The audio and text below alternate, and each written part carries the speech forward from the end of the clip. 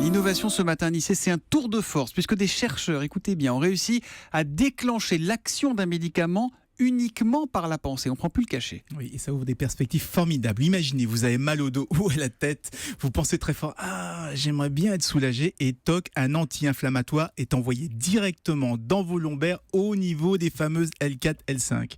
Eh bien, c'est pratiquement ce qu'ont réussi à faire des chercheurs israéliens, pas sur l'homme, mais sur des cafards. Ils ont injecté un micro-robot avec une capsule de liquide phosphorescent et ils l'ont déclenché, l'ouverture de ce cachet, à distance, par la pensée. Mais comment ça par la pensée? Il faut penser à quoi? D'abord, il faut un casque qui lit les ondes cérébrales. Et là, en l'occurrence, il détectait le moment où la personne fait des calculs mathématiques. C'est des scientifiques, donc pour eux, c'est ce qu'il y a de plus facile à repérer.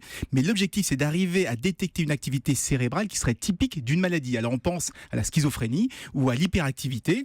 Quand on souffre de ce genre de maladie, parfois, on ne se rend même pas compte qu'on a besoin d'un traitement. Et bien là, le système pourra détecter une crise et activer l'envoi du médicament automatiquement. Alors certes, ça nous soulage d'avoir à prendre le cachet, mais s'il faut se promener avec un casque sur la tête, compliqué votre truc. Justement, ça va pas durer, parce qu'on a beaucoup travaillé sur la miniaturisation des casques à électrodes et on pourra bientôt avoir des modèles, vous savez, qui sont pas plus grands qu'une prothèse auditive. Et donc ça promet, on sait aujourd'hui positionner très précisément là où on veut le médicament, exactement là où on veut qu'il agisse. Le problème, c'est que jusqu'ici, il était actif en permanence, ce qui provoquait des effets indésirables. Et bien grâce à ces recherches israéliennes, on va pouvoir activer le médicament uniquement quand on en a besoin.